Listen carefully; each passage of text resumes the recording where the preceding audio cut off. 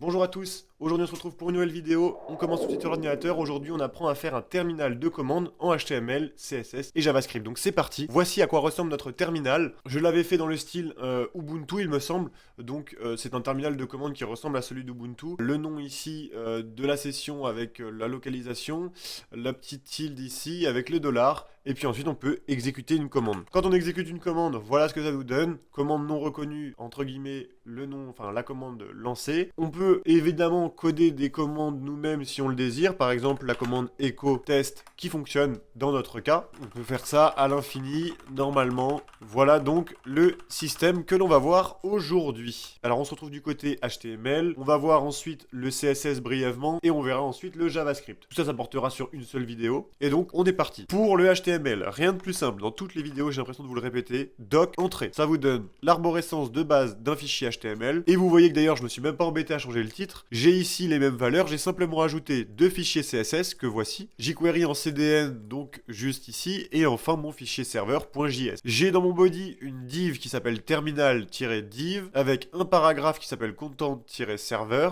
qui est immédiatement fermé, et j'ai une div d'id input, et qui a comme enfant un span, avec une classe qui s'appelle color-green. On voit ici donc le helio@desktop. À côté, un span avec la tilde qui est en color blue que l'on viendra définir plus tard en CSS, mais voilà. Et enfin, color white, span, classe color white, donc le dollar. On ferme tous les spans. D'ailleurs, si je ne m'abuse, je crois que celui-là n'est pas en trop, mais il est au mauvais endroit. Logiquement, il devrait être ici. Alors, on va voir tout de suite si ça change quelque chose, sinon je le remettrai. Et ensuite, à côté, j'ai un input de type texte et d'ID command line. Je n'ai pas mis de text area ici, mais ça aurait pu être un text area si on enlève la possibilité de redimensionner. Pour le HTML, c'est très simple. Je viens de vérifier, du coup ça ne change rien, donc effectivement le span était mal fermé. Ensuite on va aller voir notre CSS. Le CSS c'est très simple, on voit le premier fichier déjà, style. En fait ce système je l'ai repris d'un site que j'avais créé. J'avais un fichier style.css qui était identique sur tous les fichiers. Ça me permet de faire mes resets notamment et de définir quelques variables. C'est le cas juste ici, voilà, je dis simplement que on définit la font family Ubuntu sans serif de base. La couleur noire, la couleur blanche. Ici on met nos resets, donc margin 0, normalement il devrait y avoir padding 0 mais je l'ai pas mis. Color white pour tout ce qui est donc texte, et le body on lui met un background color en black que l'on a défini juste ici. Les couleurs ainsi que du coup la font family et le style de disposition, je m'en suis inspiré donc des fenêtres de commande de Ubuntu.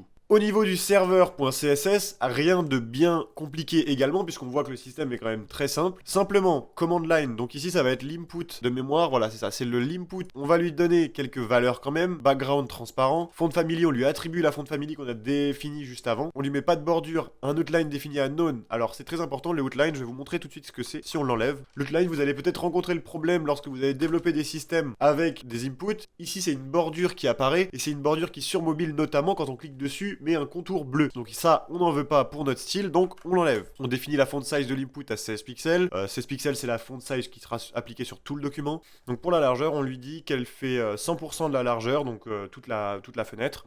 Moins 16 EX, alors EX c'est une unité de mesure qui, donc 1 EX il me semble que c'est la largeur du caractère X, donc je sais pas pourquoi je lui enlève 16 caractères X en largeur, on vient vérifier ici, parce que tout simplement ici j'ai 16 caractères juste là, voilà pourquoi j'ai enlevé 16 EX justement. Ensuite, color blue, on lui dit que la couleur du blue c'est Dodger Blue, white, eh bien c'est white, et green c'est olive drab. Ça c'est pas compliqué, c'est juste pour le texte ici qui apparaît. On veille bien à définir les couleurs. Bon et bien tout ce qui est CSS et HTML c'est développé. Maintenant on s'attaque au JavaScript, c'est une grosse partie quand même sur ce projet. Enfin grosse partie, c'est quand même la partie la plus conséquente, on le voit juste ici. Donc déjà, il faut bien penser que j'utilise la bibliothèque jQuery, donc la plupart des choses que vous allez voir ici, en fait il faut connaître un petit peu le jQuery. Donc je vais vous expliquer, il n'y a pas de souci, mais il y a des choses, il faut bien penser que ce n'est pas des choses que vous allez retrouver en JavaScript vanilla. Notamment le dollar ici, ça c'est directement du jQuery. Bon ça veut dire quand le document est ready, c'est-à-dire que quand le document est entièrement chargé, quand la fenêtre, pareil, est entièrement chargée, donc ça je l'ai mis deux fois parce que je sais jamais lequel utiliser, donc là je veille aux deux, comme ça on attend que la fenêtre soit complètement, que le site soit complètement chargé pour ensuite lire la suite. On met un event listener, donc ça c'est la syntaxe pour mettre un event listener en jQuery. Le body, on lui met un event listener au clic, et donc quand il y a un clic, on lui dit tu vas aller focus la command line. Donc ça c'est tout simplement pour faire en sorte que lorsque l'on clique sur le document, eh bien on n'enlève pas le focus sur la command line. C'est super important pour un terminal, c'est un peu la base. De base, donc quand on arrive sur le document, on focus le command line au cas où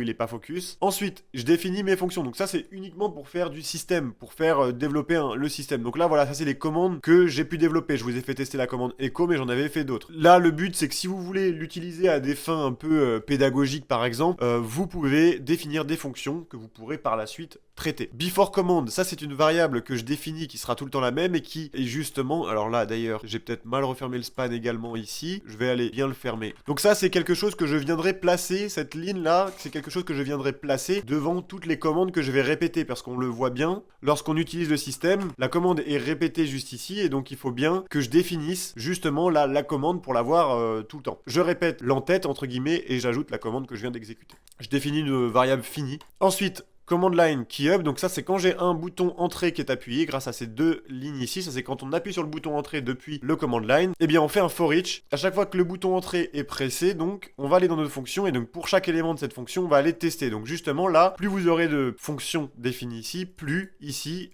vous allez faire de tours dans le système. Donc pour chaque deux fonctions, premièrement exit, on va définir la commande. Alors ensuite, on définit une variable cmd, qui est donc la commande, on va voir tout de suite en quoi ça consiste, c'est assez technique, donc accrochez-vous. 10.value.substring 0 de e.length. Donc, ce qu'on fait, c'est que ça veut dire 10.value, ça va être la valeur qu'on passe en appuyant sur entrée. On vient enlever des caractères en appuyant sur entrée, et on vient enlever les caractères qui sont en dehors de cette zone-là. Et cette zone-là, qu'est-ce qu'elle veut dire? Eh bien, elle dit en dehors du premier caractère jusqu'au xème caractère. En l'occurrence, là, le e ici, ça va être le nombre de... Le e.length ici, ça va être le nombre de caractères de chaque commande. Donc là, en l'occurrence, 1, 2, 3, 4. Tous les caractères, on les enlève, ceux qui sont en dehors de 0 à 4. Et on regarde. Et si la commande, donc on a défini ici, qui est passée, c'est égal à E, donc celui qu'on regarde en temps réel. Donc si on écrit exit et que on a une commande qui est exit, c'est ici que ça va ressortir. Donc là, fini égale à true, parce que du coup, j'ai trouvé une commande. Si c'est pas celle-là, ça continue. Donc ça ne va pas là-dedans. Ça recommence, et donc ça testera systemctl à la place. Donc en fait, c'est ça. Cette ligne, elle permet de trouver la commande qui est écrite et qui est entrée dans notre input. Et là, on la compare avec les commandes existantes en fait dans notre tableau fonction.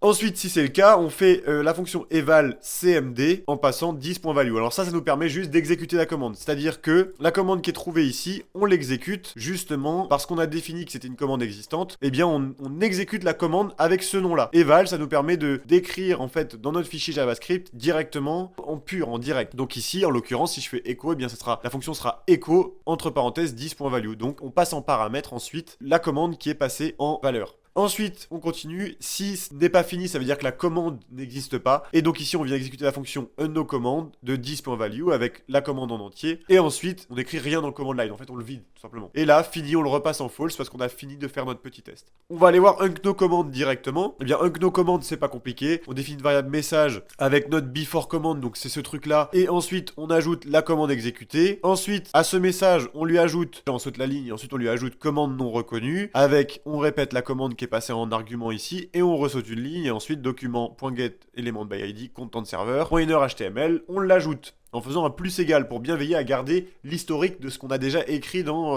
ce bloc de paragraphe. Voilà pour la commande de commande. Cette commande, elle sert tout simplement à répéter à chaque fois que j'exécute une commande, répéter la commande en question, puisque c'est comme ça sur un terminal, donc on essaie de reproduire. Alors ce qu'on fait, c'est qu'on définit un message avec before command comme tout de suite. La commande en question, on saute une ligne et ça, on l'ajoute dans notre paragraphe, puisqu'à chaque fois, c'est ça, c'est comme ça que ça fonctionne. On répète la commande à chaque fois. Donc ça, on va l'exécuter dans toutes nos fonctions donc qu'on aura codées derrière. Ensuite, la fonction exit, eh bien, elle sert juste à faire un alerte en JavaScript de exit, donc ça va m'afficher une pop-up avec marqué exit. Ça, j'avais juste envie de tester. La fonction echo, eh bien, on repeat la commande. Le message, on définit une nouvelle variable message et on prend notre commande, on la slice de 5 parce que c'est le nombre de caractères de echo plus l'espace. Donc on enlève 5 caractères depuis le début du paragraphe, enfin de ce qui est passé en argument. On ajoute un BR et on colle le contenu, donc la commande en fait qui est passée, on la colle dans notre document, notre paragraphe, ce qui fait que du coup ça va juste répéter la phrase sans le echo espace. Et la fonction alerte commande, on repeat la commande comme à chaque fois. Var my name, là je sais même plus ce que fait cette commande. Bah, en fait ça ouvre juste une alerte pareil, ça fait rien de spécial. Juste ça prend my name, je sais pas pourquoi j'ai défini tout ça, mais en gros ce que je dois faire ici c'est que je dois enlever tout simplement les caractères de alerte de ce qui me passait en argument et je fais une fonction alerte en JavaScript.